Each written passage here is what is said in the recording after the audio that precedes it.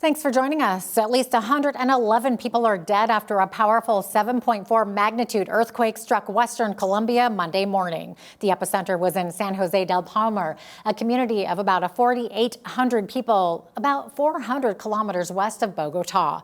The U.S. Geological Survey and its Colombian counterpart say the quake was located 107 kilometers underground.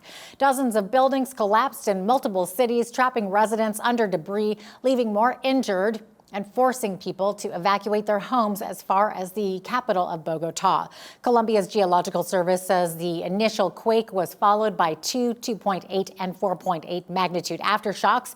The quake was felt in neighboring Ecuador and Panama, though minimal damage was reported there.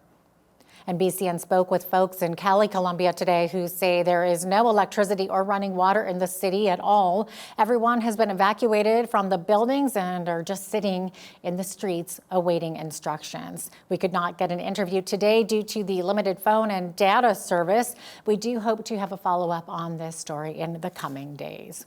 Our CMP in British Columbia have confirmed an 80-year-old woman has died during the evacuation of more than 20,000 residents in and around the community of Summerland near Okanagan Lake. Mounties say the woman died as she tried to escape the Bald Range wildfire in Meadow Valley west of Summerland.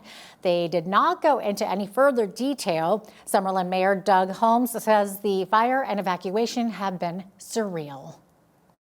You could just see flames. No matter where you looked on the horizon, it was just flames coming down, coming towards you. You know, it was quite a thing seeing 12,000 people all leaving at the same time, packing up their homes, and neighbors helping the elderly. There's some seniors, villages and residences in town that had to be evacuated, and buses were brought in. So it was quite an operation. I haven't been back, and it's the focus is still on the fire is still burning. It's still out of control. So that all the efforts are putting to get that fire under control before we can start thinking about letting people back. In times of crisis like that, the best in people come out, and we saw that with the evacuation. We saw how people helped each other, and we need to keep doing that. I think when we need to go back to community, we might have to rebuild, but we'll do it, and by working together and being the good people that we are. The Bald Range wildfire has grown to about 156 square kilometers in size. The Canadian Armed Forces are on standby to help the wildfire situation in British Columbia. Defense Minister David McGuinty says while the province has not formally asked for military help, the Canadian Armed Forces are in direct, constant contact with the BC government and Ottawa. The recent death of an 11-year-old autistic boy in Calgary has the Alberta government conducting a review of its emergency alert system. Parker Wells wandered away from a day home on July 16th. He was neurodivergent and nonverbal. A nearly 2-week search ended with his body being discovered at an underground drainage pipe. The government says public safety and emergency services will engage with law enforcement, disability advocates, and other community partners to examine emergency alert processes, including a review of the Amber Alert system and its current criteria. Amber Alerts are only triggered when children are abducted. Parents, disability advocates, and a number of politicians have signed letters and petitions demanding there also be an at-risk or indigo alert that would broaden the criteria to include all missing children who are deemed at risk due to medical, developmental, or communication challenges, regardless of evidence of an actual abduction. A Calgary woman, Jennifer Ball, who has a nonverbal autistic child, has already gathered more than 38,000 signatures on a petition calling for indigo alerts. It was like a scene out of a movie today when a Calgary police officer got shot during a traffic stop and the suspect ended up dead in the Bow River. It started just before noon when officers conducted a traffic stop on a vehicle in the southwest community of Spruce Cliff near Edgeworthy Park. Police say the occupant of the vehicle fired shots, striking one of the officers. The man then fled on foot, firing at officers and nearby civilians before carjacking a bystander and driving through the park. The vehicle became stuck and the suspect got out and ran before officers could track him down. He was found deceased in the Bow River. The Calgary officer who was shot is in stable condition. This next story certainly got a lot of attention on social media over the weekend. Last Thursday night, a Porter Airlines flight from Victoria to Toronto had to return to its gate because a young child was standing in their seat and would not secure their seatbelt. The airline says attempts by the accompanying parent and crew to address this were unsuccessful. So the flight returned to the gate and the family was taken off the plane along with their luggage, and a new flight plan had to be filed. By the time that all happened, the runways were closed, so passengers were stranded and had to find overnight accommodation. The parents were roundly criticized online, but this passenger who was on the flight sees things a little differently. I think a lot of the what I've seen online is blaming parents, this words like brat, unruly, stuff like that. And I think that that just doesn't properly empathetically capture the situation. That this was a child that was in a tube with 150 people. They're obviously terrified, and their response was to try to hide under the seat in front of them. And I think it's just important to clarify that that's so different than a kid running around and screaming. That it's just a kid that was very terrified and wouldn't get in their seat because they're hiding in front of the seat in front of them. I do really understand, you're in a public place with lots of people watching, you don't really want to be manhandling your child. And so I think that's another thing. A lot of passengers are frustrated that they didn't just kind of force the kid into its seat and make things happen. And I have that same feeling, but I also recognize that it is tough. It's a public place, and you don't want to be, pushing your child around like that. Under Transport Canada regulations, Porter had no choice but to return the flight to the gate. The rescheduled flight did not depart until Friday evening, roughly a 24-hour disruption for every traveler on board. While we're on the subject of travel, gas prices across the country have witnessed a substantial drop on Monday morning following the latest developments in the Middle East. Average gas prices in Canada and in Alberta dropped more than 7 cents from this time last week, including here in Lethbridge, which saw some stations drop from the early 170s to as low as 155, although most stations in the city remain unchanged. But Dan McTague with the group Canadians for Affordable Energy says we should brace ourselves for another increase coming midweek as the situation with the Strait of Hormuz worsens. Markets are playing this little game of pretending everything's just fine, and that's why we see prices of oil drop as they did last week, the week before they were up, and today, well, after being down, they're going right back up. No deal, no movement means we're back to square one, as we have been for 16 times since about the beginning of March. Prices of fuel are going up across Canada, and they're going up around the world. I would expect by Wednesday, most gas stations here in Lethbridge and across Alberta will be given notice that the wholesale price for gasoline is up 7 cents a litre. So whether that pushes up to $1.75 to $1.80 remains to be seen. But sooner or later, they're going to have to reflect that. I mean, the straits are pretty much, as it were, dire straits. They're not going to be opening up anytime soon. The price of oil continues to climb past $80 U.S. per barrel as Iran vows that the Strait of Hormuz will remain closed. A local farming and feedlot operation is helping to strengthen cardiac care across southern Alberta with their $1 million donation. Surface Farms' gift to Chinook Regional Hospital Foundation's Bringing Hearts Home campaign comes as the campaign has already surpassed its $30 million fundraising goal ahead of its January 2027 target date. And it's not about the dollar amount. It's simply why. Why are we doing this? Why are we giving this money? And that's what I want people to remember. I don't want people to focus so much on the dollar amount. I think what's important is having the ability to build something in Lethbridge that can save lives and help keep people from having to go to Calgary. That's a very important thing to us. An incredible donation from the Surface family. of $1 million that help us advance the Bringing Hearts Home campaign further in southern Alberta. It helps us really accelerate the entire project timeline. So we are very grateful for every single dollar received. Rooted in the region since the 1950s, Surface Farms has grown from a family farm into a leading diversified agricultural operation. The donation will help advance the development of a cardiac center of excellence at Chinook Regional Hospital, expanding access to specialized care closer to home. The next phase of Alberta's extended producer responsibility program will roll out this fall. The initiative will expand curbside recycling to nearby 10 neighboring communities under the province's new regulations. James Nichols with the City of Lethbridge says the collection service in the city will remain unchanged. Kind of goes back to April 2025 when we started with our extended producer responsibility. So the exciting part of this new program rolled out provincially was that the costs of recycling are no longer borne by municipalities. So the City of Lethbridge since April of 2025 has not had to pay for recycling services, both the collections and the processing of those materials.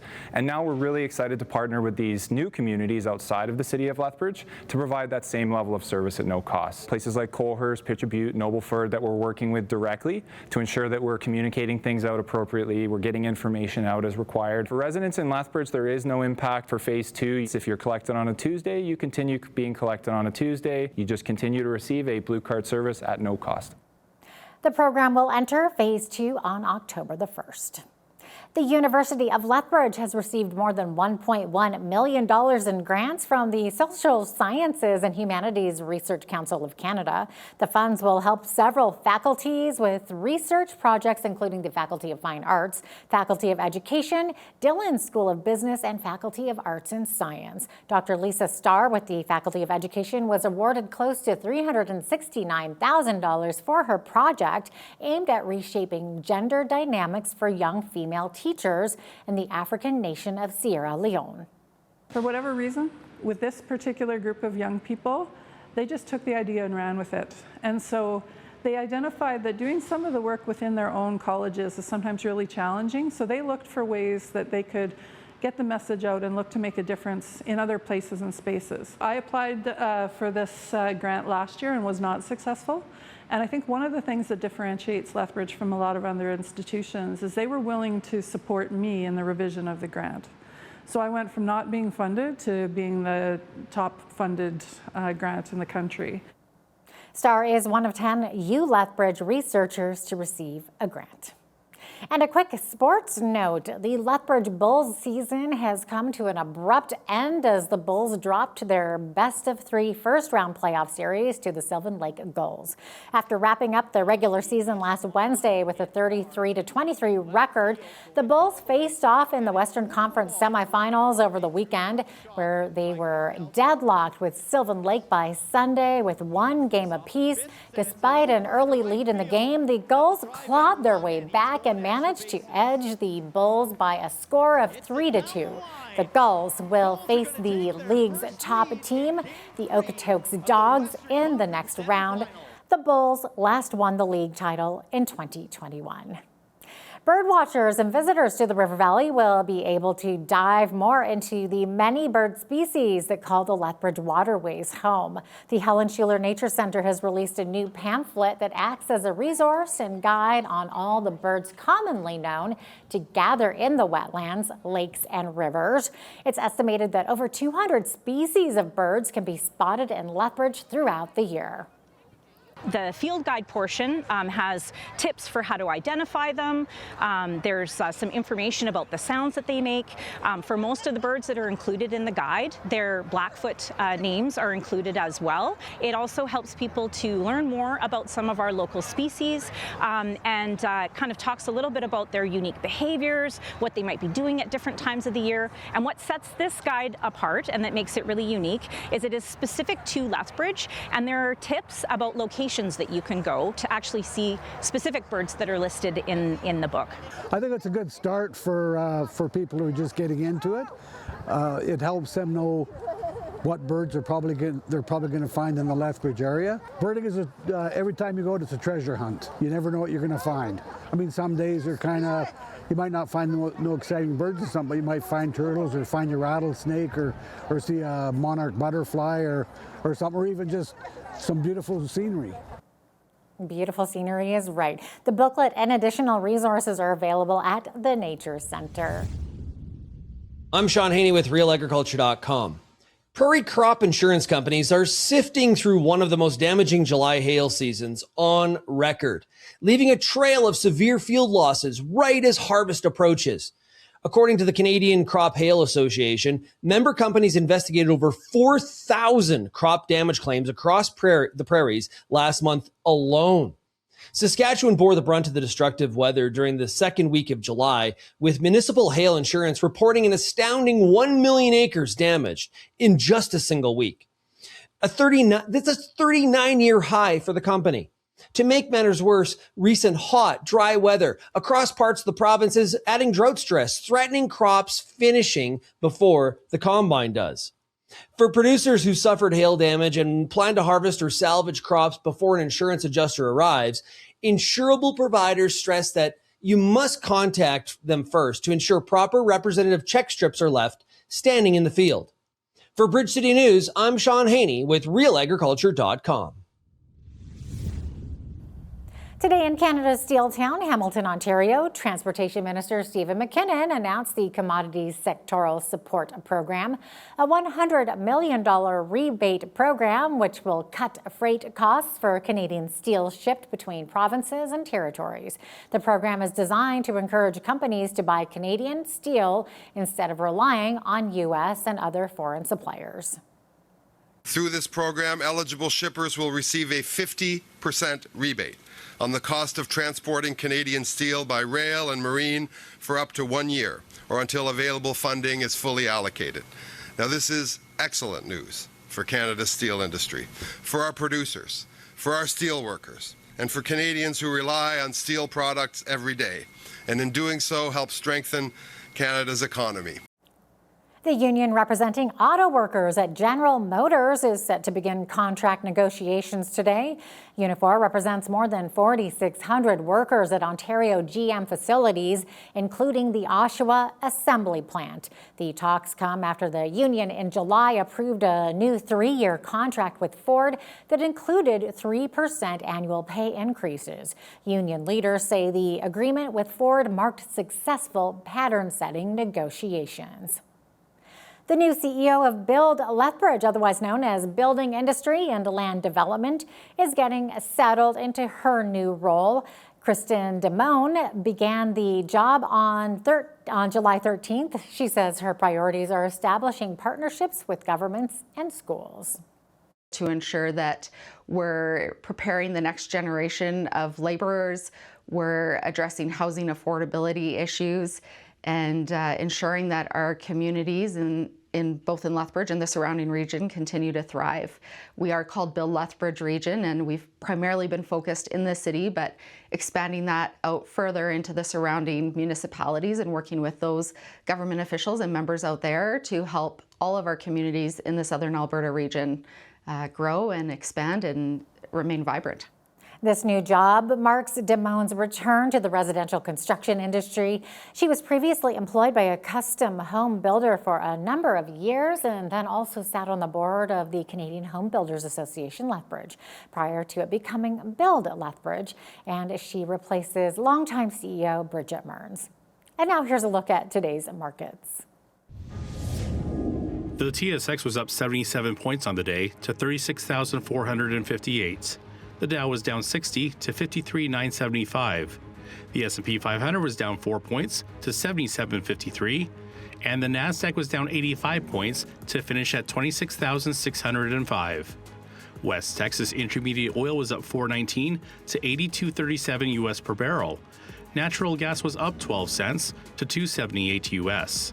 Gold was up 46.20 to 43.8963 US an ounce, and silver was up 2.17 to 65.71 US an ounce. Feed wheat is at $7.89 per bushel. Barley is at $5.88. Canola is at $18. and corn is at $7.65 per bushel. Live cattle were up $1.58 to $2.3328. Feeder cattle were down 90 cents to $3.5075. Lean hogs were up 20 cents to $95.70. And the Canadian dollar was up slightly over the past 24 hours at $71.70 US.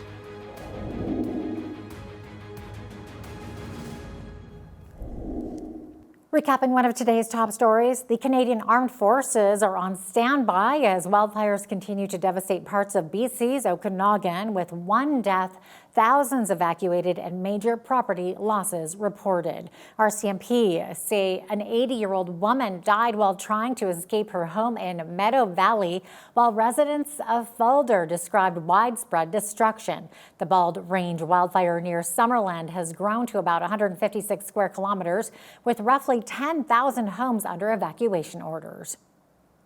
Coming up in the rest of our program, the Department of National Defense has issued a new directive instructing chaplains in the armed forces to stop delivering faith-specific prayers during official military ceremonies.